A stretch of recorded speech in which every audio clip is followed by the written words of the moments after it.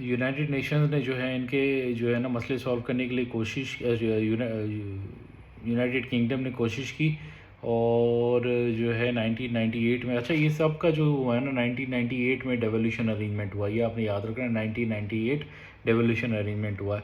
तो उसमें Belfast agreement या समझ लें कि गुड फ्राइडे एग्रीमेंट हुआ, जिसमें ये जो यूनाइटेड नेशनलिस्ट और जो वो थे यूनियनिस्ट, दोनों का पैचअप कराया गया। और अब गवर्नमेंट कौन करेगा, इस मसले को इस तरह सॉल्व किया गया है कि भाई जो भी गवर्नमेंट बनेगी, जो इसमें फर्स्ट स्पीकर होगा या मतलब समझ लीजिए चीफ मिनिस्टर होगा, वो होगा आयरलैंड नेशनलिस्ट का, और जो डेप्यूटी फर्स्ट स्पीकर होगा वो होगा यूनियनिस्ट का। तो ये मसला यहाँ सॉल्व हो गया। अब इंग्लैंड ने बोला यार सब अपनी अपनी पार्लियामेंट बना के बैठ गए, अब हमने अगर कोई इंग्लिश के लिए लोगों के लिए कोई रूल्स और रेगुलेशंस बनाने होते हैं, कोई लॉ बनाना होता है, तो ये भी बैठे हुए तीनों के तीनों हमारी असेंबली में, वेस्टमिनिस्टर पार्लियामेंट में, तो ये तो गलत बात है, हमें कोई सेपरेट स्पेस मिलनी चाहिए।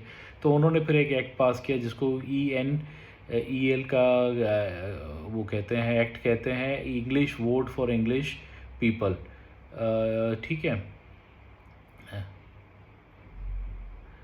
English vote for English law है, sorry evil, English vote for English law है। ये भी ऐसा हुआ कि अब जो भी लॉ बनेगा सिर्फ उसमें इंग्लिश पीपल ही वोट करेंगे और बाकी जो है ना ऑटोमेटिकली उसको एक्सेप्ट कर लेंगे।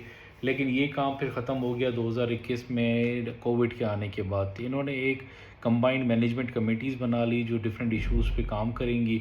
तो कंबाइंड जो इन्होंने मैनेजमेंट कमेटीज़ बना ली, वो जिस तरह कोविड था उसमें मिलके इन्होंने डिसाइड किया कि हम जो है लॉकडाउन लगाएंगे। लेकिन उसमें भी फिर कोऑर्डिनेशन के इश्यूज़ आए, कुछ ने जल्दी छोड़ दिया कोविड को, कुछ ने मतलब जो बैन था वो लिफ्ट कर लिया, कुछ ने बाद में लिफ्ट किया। ठीक है, अच्छा फिर इन्होंने एक सिविल कन्वेंशन बनाया। सिविल कन्वेंशन में ये है कि जो इंग्लिश, अब एविल वाला जो कॉन्सेप्ट ख़त्म हो गया ना, तो इन्होंने बोला कि यार फिर भी देखा जाए तो जो वेल्श स्कॉटलैंड और नॉर्दर्न आयरलैंड की जो असेंबलीज़ हैं वो इंटरवीन तो कर सकती हैं इंग्लिश लॉ मेकिंग में, लेकिन ये कन्वेंशन के थ्रू, सिविल कन्वेंशन के थ्रू अब ये है कि वो इंटरवीन नहीं करते। ठीक है, अब कंक्लूजन में आप ये लिखेंगे कि यूके ने इनिशियली स्टार्ट तो किया था कि यूनिटरी फॉर्म ऑफ गवर्नमेंट से, जिस तरह क्राउन था, फिर पार्लियामेंट थी, फिर पीपल थे, तो यूनिटरी स्टाइल ऑफ गवर्नमेंट थी। लेकिन फिर with the passage of time जब ये डेवोल्यूशन हुआ तो फिर वो फेडरल की तरफ गई, लेकिन ये प्योरली फेडरल नहीं हो सकी, इसलिए कि प्योरली फेडरल होने के लिए आपको दो चीज़ों की ज़रूरत होती है।